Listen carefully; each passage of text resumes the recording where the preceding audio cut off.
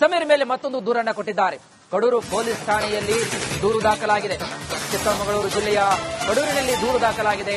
ಧರ್ಮಸ್ಥಳದ ವಿರುದ್ಧವಾಗಿ ಅಪಪ್ರಚಾರ ಹಾಗೂ ನಿರಂತರವಾಗಿ ಧರ್ಮಸ್ಥಳದ ಕುರಿತಾಗಿ ಒಂದು ತೇಜೋವಧೆ ಮಾಡಿರ್ತಕ್ಕಂತಹ ಒಂದು ಆರೋಪದ ಹಿನ್ನೆಲೆಯಲ್ಲಿ ಇಲ್ಲಿ ವಿಎಚ್ಪಿ ಮುಖಂಡ ಕಡೂರು ಪೊಲೀಸ್ ಠಾಣೆಯಲ್ಲಿ ಮಂಜುನಾಥ್ ಜೈನ್ ಅಂತಕ್ಕಂತಹ ವಿಎಚ್ಪಿ ಮುಖಂಡರು ಒಂದು ದೂರನ್ನ ದಾಖಲಿಸಿದ್ದಾರೆ. ಹಾಗಾದ್ರೆ ಈಗ ನಿರಂತರವಾಗಿ ಇದು ಪ್ರಾರಂಭ. ಹಾಗಾದ್ರೆ ಇನ್ನು ದೂರುಗಳ ಸರಮಾಲೆ ಇನ್ನು ಸಮೀರ್ನ ವಿರುದ್ಧ ಯಾವ ರೀತಿಯಾಗಿ ಸುತ್ತಕೊಳ್ಳುತ್ತೆ ಅಂತಂದ್ರೆ ಮೊದಲನೇಕ್ಕೆ ಒಂದೇ ಸಾಕ್ಷಿ ಅಂತಂದ್ರೆ ವಿಎಚ್ಪಿ ಮುಖಂಡ ಕೊಟ್ಟಿರತಕ್ಕಂಥವ್ರು. ಇದಕ್ಕೆ ಸಂಬಂಧಪಟ್ಟಂತೆ ನಮ್ಮ ಪ್ರತಿನಿಧಿ ಧ್ರುವ ಅವರು ಲೈವ್ ಅಲ್ಲಿದ್ದಾರೆ. ಧ್ರುವ, ನಾವು ನೋಡ್ತಾ ಇದ್ದೀವಿ, ಒಂದ್ ಕಡೆ ಸಮೀರ್ ಈಗ ಆಲ್ರೆಡಿ ಅರೆಸ್ಟ್ ಮಾಡ್ಲಿಕ್ಕೆ ಎಲ್ಲಾ ರೀತಿಯಾದಂತಹ ಒಂದು ಪ್ಲಾನ್ ಅನ್ನ ಮಾಡ್ಕೊಂಡಿದ್ರು. ಅದಕ್ಕಿಂತ ಮುಂಚಿತವಾಗಿ ಅವರಿಗೆ ಆಗಸ್ಟ್ 13ನೇ ತಾರೀಕು ಆತ ನಾನು ಎಲ್ಲಾ ರೀತಿಯಾಗಿ ಸಹಕರಿಸ್ತೀನಿ ಅಂತ ಒಂದು ಲೆಟರ್ ನ ಬರೆದು ಆತ ಒಂದು ಅಪೀಲ್ ಕೂಡ ಮಾಡಿದ್ದ. ಇದೀಗ ವಿಎಚ್ಪಿ ಮುಖಂಡ ಮಂಜುನಾಥ್ ಜೈನ್ ಅವರು ಮತ್ತೊಂದು ದೂರನ್ನ ದಾಖಲಿಸಿದ್ದಾರೆ. ಹಾಗಾದ್ರೆ ಈ ದೂರಿನ ಅನ್ವಯ ಸಮೀರ್ನವರನ್ನ ಅರೆಸ್ಟ್ ಮಾಡುವ ಸಾಧ್ಯತೆ ಎಷ್ಟರ ಮಟ್ಟಿಗಿದೆ? ಎಲ್ಲ ಡೀಟೇಲ್ಸ್ ಬಗ್ಗೆ ಹೇಳೋದಾದ್ರೆ ವೀರೇಶ್, ಈಗ ಮುಖ್ಯವಾಗಿ ಸಮೀರ್ ವಿರುದ್ಧ ದಾಖಲಾಗಿರೋದು ದೂರು ಮಾತ್ರ ಕಡೂರು ಪೊಲೀಸ್ ಠಾಣೆಯಲ್ಲಿ ಹಿಂದೂ ಸಂಘಟನೆಯ ಮುಖಂಡ ಮಂಜುನಾಥ್ ಜೈನ್ ಸದ್ಯ ಈ ದೂರನ್ನ ದಾಖಲು ಮಾಡಿದ್ದಾರೆ. ಆದ್ರೆ ಈಗ ಸದ್ಯ ಧರ್ಮಸ್ಥಳದಲ್ಲಿ ಸಮೀರ್ ವಿರುದ್ಧ ಒಂದು ಪ್ರಕರಣ ದಾಖಲಾಗಿದೆ. ಅದಕ್ಕೆ ಕೋರ್ಟ್ನಿಂದ ಇವತ್ತು ನಿರೀಕ್ಷಣಾ ಜಾಮೀನನ್ನ ಕೂಡ ಸಮೀರ್ ಪಡ್ಕೊಂಡಿದ್ದಾರೆ. ಹೀಗಾಗಿ ಈ ವಿಡಿಯೋ ಆಧಾರದಲ್ಲಿ ಈಗಾಗಲೇ ಒಂದು ಕೇಸ್ ಆಗಿರುವಂತಹ ಕಾರಣಕ್ಕಾಗಿ ಕಡೂರಿನಲ್ಲಿ ಎಫ್ಐಆರ್ ಅನ್ನ ದಾಖಲಿಸಬೇಕಾ ಬೇಡ ಅದನ್ನ ಹಿರಿಯ ಅಧಿಕಾರಿಗಳ ಗಮನಕ್ಕೆ ತಂದು ಪೊಲೀಸರು ನಿರ್ಧಾರವನ್ನ ಮಾಡ್ತಾರೆ. ಒಂದ್ ವೇಳೆ ಸಮೀರ್ ವಿರುದ್ಧ ಪ್ರಕರಣ ದಾಖಲಾಯಿತು ಅಂತ ಹೇಳಿದ್ರೆ ಈ ಧರ್ಮಸ್ಥಳ ಪ್ರಕರಣದ ಕೇಸ್ನಲ್ಲಿ ದಾಖಲಾಗಿತ್ತಲ್ಲ ಬಿಎನ್ಎಸ್ ಸೆಕ್ಷನ್ 240, 192 ಆನಂತರ 353B ಈ 3 ಸೆಕ್ಷನ್ ನಲ್ಲಿ ಎಫ್ಐಆರ್ ಅನ್ನ ದಾಖಲು ಮಾಡ್ತಾರೆ. ಆದ್ರೆ ಈ ಎಲ್ಲಾ ಸೆಕ್ಷನ್ ಕೂಡ ಸಮೀರ್ ಅನ್ನ ಒಂದೇ ಅರೆಸ್ಟ್ ಮಾಡಲಿಕ್ಕೆ ಯಾವುದೇ ಚಾನ್ಸಸ್ ಇರಲ್ಲ. ಸಮೀರ್ಗೆ ನೋಟಿಸ್ ಅನ್ನ ಕೊಡಬೇಕು. ನೋಟಿಸ್ ಅನ್ನ ಕೊಟ್ಟ ನಂತರ ಆತ ವಿಚಾರಣೆಗೆ ಹಾಜರಾದಂತ ಸಂದರ್ಭದಲ್ಲಿ ಉತ್ತರವನ್ನ ಸಮರ್ಪಕವಾಗಿ ನೀಡಿಲ್ಲ ಅಂತ ಹೇಳಿದ್ರೆ ಸಮೀರ್ ಅನ್ನ ಅರೆಸ್ಟ್ ಮಾಡಬಹುದು. ಅಥವಾ 3 ನೋಟಿಸ್ ಅನ್ನ ನೀಡಿದ್ರು ಕೂಡ ಪೊಲೀಸರ ವಿಚಾರಣೆಗೆ ಹಾಜರಾಗಿಲ್ಲ ಅಂದ್ರೆ ಮಾತ್ರ ಅರೆಸ್ಟ್ ಮಾಡುವಂತಹ ಚಾನ್ಸಸ್ ಇದಾವೆ. ಹೀಗಾಗಿ ಈಗ ದಾಖಲಾಗಿರುವಂತಹ ಖಾಲಿ ದೂರನ್ನ ಅವರು ನೀಡಿರುವಂತದ್ದು. ಎಫ್ಐಆರ್ ಒಂದ್ ವೇಳೆ ದಾಖಲಾಯಿತು ಅಂತ ಹೇಳಿದ್ರೆ ಚಿಕ್ಕಮಗಳೂರಿಗೆ ಹೋಗಿ ತನಿಖೆಯನ್ನ ಎದುರಿಸಬೇಕು. ಆದ್ರೆ ಇನ್ನೂ ಹೆಚ್ಚು ಎಫ್ಐಆರ್ ದಾಖಲಾಯಿತು ಅಂತ ಹೇಳಿದ್ರೆ ಸಮೀರ್ ನೇರವಾಗಿ ಹೈಕೋರ್ಟ್ಗೆ ಹೋಗಿ ನನ್ನ ವಿರುದ್ಧ ದಾಖಲಾಗಿರುವಂತಹ ಎಫ್ಐಆರ್ಗಳಿಗೆ ನೀವು ಸ್ಟೇಯನ್ನ ನೀಡಬೇಕು ಅಂತ ಹೇಳಿ ಮನವಿಯನ್ನ ಮಾಡುವಂತಹ ಸಾಧ್ಯತೆಗಳಿದ್ದಾವೆ. ಥ್ಯಾಂಕ್ ಯು ಧ್ರುವ, ತಮ್ಮೆಲ್ಲ ಮಾಹಿತಿಗಾಗಿ. ಇನ್ನು ಧರ್ಮಸ್ಥಳದ ವಿರೋಧಿ ಹೋರಾಟಗಾರರ ನೈಜ ಉದ್ದೇಶ ಏನಿತ್ತು? ಈ ರಿವೀಲ್ ಇದೀಗ ರಿಪಬ್ಲಿಕ್ ಕನ್ನಡ ಎಕ್ಸ್ಪೋಸ್ ಮಾಡ್ತಾ ಇದೆ. ಅತಿ ದೊಡ್ಡ ಒಂದು ಸತ್ಯ. ಹಾಗಾದ್ರೆ ಬುರುಡೆ ಗ್ಯಾಂಗ್ ನ ಟಾರ್ಗೆಟ್ ಧರ್ಮಸ್ಥಳ ಮತ್ತು ವೀರೇಂದ್ರ ಹೆಗಡೆ ಅಂತ ಹೇಳಲಾಗ್ತಾ ಇದೆ. ಸಮಾನ ಮನಸ್ಕರ ಸಭೆಯಲ್ಲಿ ಈ ರೀತಿಯಾದಂತಹ ಹೇಳಿಕೆಯನ್ನು ಕೊಟ್ಟಿರತಕ್ಕಂಥವ್ರು ಬೇರೆ ಯಾರು ಅಲ್ಲ, ಹಿರಿಯ ವಕೀಲ ಬಾಲನ್ ಅವರು. ಧರ್ಮಸ್ಥಳ ವಿರೋಧಿ ಹೋರಾಟಗಾರರ ನೈಜ ಉದ್ದೇಶದ ಬಗ್ಗೆ ಪ್ರಶ್ನೆ ಬರ್ತಾ ಇತ್ತು. ರಿಪಬ್ಲಿಕ್ ಕನ್ನಡ ಎಕ್ಸ್ಕ್ಲೂಸಿವ್ ಆಗಿ ದೊಡ್ಡ ಎಕ್ಸ್ಪೋಸ್ ಮಾಡ್ತಾ ಇದೆ ಈ ಒಂದು ಸತ್ಯವನ್ನ. ಹಾಗಾದ್ರೆ ಬುರುಡೆ ಗ್ಯಾಂಗ್ ನ ಟಾರ್ಗೆಟ್ ಧರ್ಮಸ್ಥಳ ಮತ್ತು ವೀರೇಂದ್ರ ಹೆಗಡೆ ಅಂತ ಸಮಾನ ಮನಸ್ಕರ ಸಭೆಯಲ್ಲಿ ಹಿರಿಯ ವಕೀಲರು ಆದಂತಹ ಬಾಲನ್ ಅವರು ತಮ್ಮ ಓಪನ್ ಆದಂತಹ ಒಂದು ಸ್ಟೇಟ್ಮೆಂಟ್ ಅನ್ನ ಕೊಟ್ಟಿದ್ದಾರೆ. ಧರ್ಮಸ್ಥಳ ವಿರೋಧಿ ಗ್ಯಾಂಗ್ ನ ನೈಜ ಉದ್ದೇಶ ಹಾಗಾದ್ರೆ ಏನು? ಒಂದೊಂದಾಗಿ ಬಯಲಾಗ್ತಾ ಇದೆ. 2 ಲಕ್ಷ ಕೋಟಿಯ ಧರ್ಮಸ್ಥಳ ಸಾಮ್ರಾಜ್ಯದ ವಿರುದ್ಧವೇ ನಮ್ಮ ಫೈಟ್. ಇದು ಧರ್ಮಸ್ಥಳ ಸಾಮ್ರಾಜ್ಯ ವರ್ಸಸ್ ಯೂಟ್ಯೂಬರ್ಸ್ ಎಡಪಂಥೀಯರ ಸಮರ. ನಮ್ಮ ಸಂಖ್ಯೆ ಕಡಿಮೆ ಇದೆ, ಅವರದು ಅತಿ ದೊಡ್ಡ ಆಡಳಿತ ವ್ಯವಸ್ಥೆ ಇದೆ. 7-8 ಜಿಲ್ಲಾ ಆಡಳಿತಕ್ಕೆ ಬೇಕಾದಂತಹ ಸಿಬ್ಬಂದಿ ಅವರ ಬಳಿ ಇದ್ದಾರೆ. ಹಾಗಾಗಿ ಯೂಟ್ಯೂಬ್ ಮೂಲಕ ಜನಾಭಿಪ್ರಾಯವನ್ನ ಸಂಗ್ರಹಿಸಬೇಕು. ಹೀಗಂತ ಸಮಾನ ಮನಸ್ಕರ ಸಭೆಯಲ್ಲಿ ವಕೀಲರಾದಂತಹ ಬಾಲನ್ ಅವರು ಹೇಳಿಕೆಯನ್ನು ಕೊಟ್ಟಿದ್ದಾರೆ. ಹಾಗಾದ್ರೆ ಒಂದು ಜವಾಬ್ದಾರಿಯುತವಾದಂತಹ ಒಂದು ಸ್ಥಾನದಲ್ಲಿದ್ದುಕೊಂಡು ಬಾಲನ್ ಅಂತಕ್ಕಂತಹ ವಕೀಲರು ಕೊಟ್ಟಿರತಕ್ಕಂತಹ ಈ ಒಂದು ಸ್ಟೇಟ್ಮೆಂಟ್ ಇದಕ್ಕೆ ದೊಡ್ಡ ತಿರುವನ್ನ ಕೊಟ್ಟಿದೆ ಅಂತಾನೆ ಹೇಳಬಹುದು. ಅಂದ್ರೆ ಈ ಎಂಪೈರ್ ಇದಲ್ಲ, ಇದು ಯಾವ್ದು ವೀರೇಂದ್ರ ಹೆಗ್ಡೆ ಎಂಪೈರ್, ಇದು ಒಂದು 2 ಲಕ್ಷ ಕೋಟಿ ಎಂಪೈರ್. 75,000 ಜನ ಕೆಲಸ ಮಾಡ್ತಾರೆ. ಇಡೀ ಸ್ಟೇಟ್ ಗವರ್ಮೆಂಟ್ ಎಂಪ್ಲಾಯೀಸ್ 6 ಲಕ್ಷ. ಅಂದ್ರೆ ಒಂದು 7-8 ಡಿಸ್ಟ್ರಿಕ್ಟ್ ಎಷ್ಟು ಅಡ್ಮಿನಿಸ್ಟ್ರೇಷನ್ ಬೇಕು ಅಷ್ಟಿದೆ. 75,000 ಅಂದ್ರೆ ಎಷ್ಟು ಸಾವಿರ ಒಂದು ಇರಬೇಕು. 1,000 ಕೋಟಿ, 1 ಲಕ್ಷ ಕೋಟಿ ಇದೆ. ಒಂದು huge empire versus YouTubers left. ಇಷ್ಟು ಮಾಡ್ಬಿಟ್ರೆ ಇಲ್ಲೇನೋ ಪರಿಸ್ಥಿತಿ ಜನ ಬಂದಿರುತ್ತೆ. ನಮ್ಮ ಮಜೀದ್ ಬಂದಿದೆ,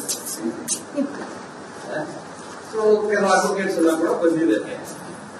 ನಮ್ದು ಸಂಖ್ಯೆ ಕಡಿಮೆ ಇದೆ. ಇದಕ್ಕೆ ನ್ಯಾಯ ನಮ್ಮ ಕಡೆ ಇದೆ. ನ್ಯಾಯ ಅಂದ್ರೆ ಸತ್ತಿರೋರು ಅವ್ರ ಪ್ರಾಣಗಳು ಜೀವಗಳು ಜಸ್ಟಿಸ್ ಕೇಳುತ್ತೆ, ನ್ಯಾಯ ಕೇಳುತ್ತೆ. ನ್ಯಾಯ ಸ್ಟೇಟ್ ಕೊಡಿಸಬೇಕು, ಸ್ಟೇಟ್ ಕಂಟ್ರೋಲ್. ಇದಕ್ಕೆ ಬೇರೆ ರೀತಿ ಏನು ಹೋರಾಟ ಮಾಡುತ್ತಾರೆ? ರಾಜ್ಯದಲ್ಲಿ ರಣರಾಕ್ಷಸ ಮಳೆ ಅಲ್ಲೋಲ ಕಲ್ಲೋಲವನ್ನೇ ಸೃಷ್ಟಿ ಮಾಡಿದೆ. ಮನೆ ಮಠವನ್ನ ಕಳೆದುಕೊಂಡು ಸಾವಿರಾರು ಜನ ಬೀದಿ ಪಾಲಾಗ್ತಿದ್ದಾರೆ. ಅನ್ನ ನೀರಿಲ್ಲದೆ ಕಾಳಜಿ ಕೇಂದ್ರಕ್ಕೆ ಸೇರ್ಕೊಳ್ತಿದ್ದಾರೆ.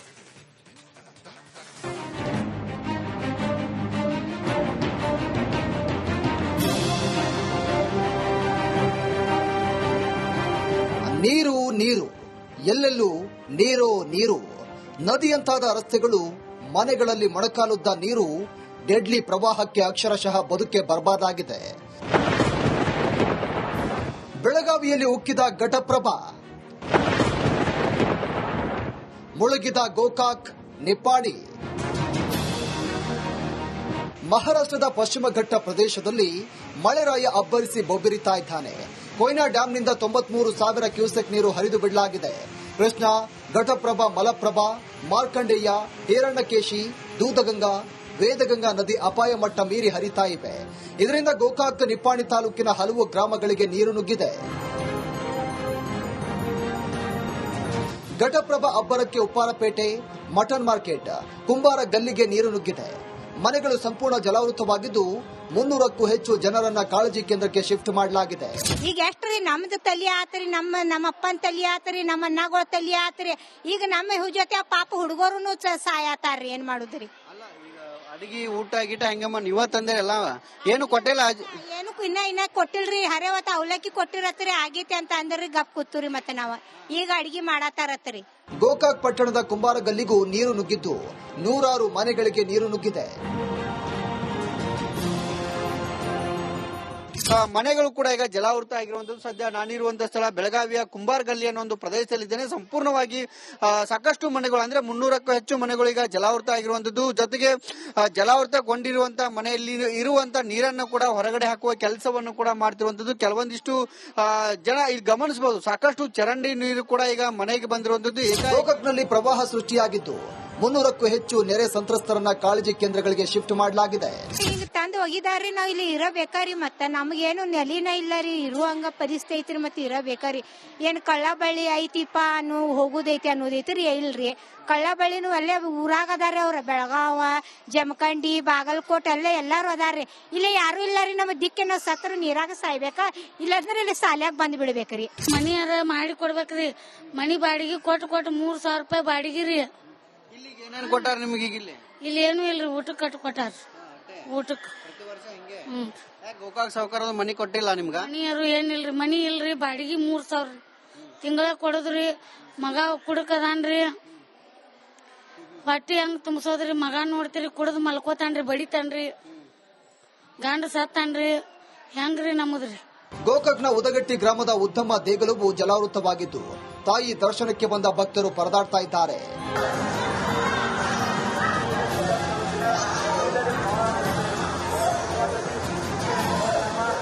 ಇನ್ನು ಪ್ರವಾಹ ಪೀಡಿತ ಸ್ಥಳಗಳಿಗೆ ಜಿಲ್ಲಾಧಿಕಾರಿ ಮಹಮ್ಮದ್ ರೋಷನ್, ಸಿಎಂ ರಾಹುಲ್ ಶಿಂದೆ ಫೀಲ್ಡ್ಗಿಳಿದಿದ್ದಾರೆ.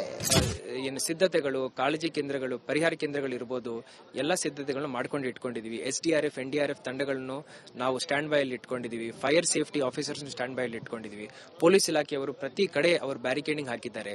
9 ಸೇತುವೆಗಳು ಮುಳುಗಿದ್ದಾವೆ. ಮಹಾರಾಷ್ಟ್ರದ ದನೆಂಗಾಂವ್ ಡ್ಯಾಂ, ಕಾರಂಜಾ ಜಲಾಶಯದಿಂದ ಭಾರಿ ಪ್ರಮಾಣದ ನೀರು ಹರಿಬಿಡಲಾಗಿದೆ. ಇದರಿಂದಾಗಿ ಬೀದರ್ನಲ್ಲಿ ನೆರೆ ಸೃಷ್ಟಿಯಾಗಿದೆ.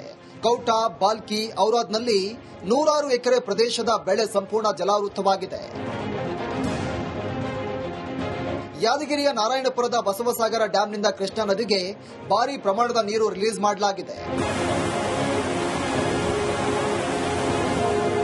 ನವಿಲು ತೀರ್ಥ ಡ್ಯಾಂನಿಂದ ಅಪಾರ ಪ್ರಮಾಣದ ನೀರು ಬಿಟ್ಟಿದ್ದು ಗದಗ ಜಿಲ್ಲೆಯ ಕೊಣ್ಣೂರು ಗ್ರಾಮದ ರೈತರು ಪರದಾಡುವಂತಾಗಿದೆ. ಫಸಲಿಗೆ ಬಂದ ಪೇರಲೆ ಹಣ್ಣಿನ ಜಮೀನು ಜಲಾವೃತವಾಗಿದೆ.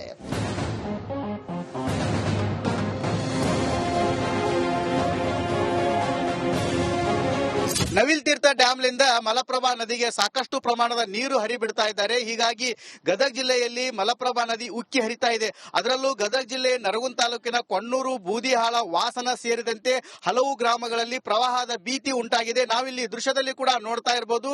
ಇವಾಗ ಕೊಣ್ಣೂರು ಗ್ರಾಮದ ಹೊರವಲಯದಲ್ಲಿದ್ದೇವೆ. ಇಲ್ಲಿ ಏನು ಮಲಪ್ರಭಾ ನದಿ ಉಕ್ಕಿ ಹರಿತಾ ಇದೆ. ಉಕ್ಕಿ ಹರಿತಾ ಇರೋದ್ರಿಂದ ಪೇರ್ಲ ತೋಟ ಸಂಪೂರ್ಣವಾಗಿ ಜಲಾವೃತವಾಗಿದೆ. ಇನ್ನೇನು ಮಹಾರಾಷ್ಟ್ರದಲ್ಲಿ ಸುರಿತಾ ಇರುವಂತಹ ಮಳೆಗೆ ರಾಜ್ಯದಲ್ಲಿ ಪ್ರವಾಹ ಸೃಷ್ಟಿಯಾಗಿದ್ದು ರಾಜ್ಯದ ಗಡಿ ಜಿಲ್ಲೆಗಳ ಜನ ಕಂಗಾಲಾಗಿ ಹೋಗಿದ್ದಾರೆ. Bureau report, republic Kannada.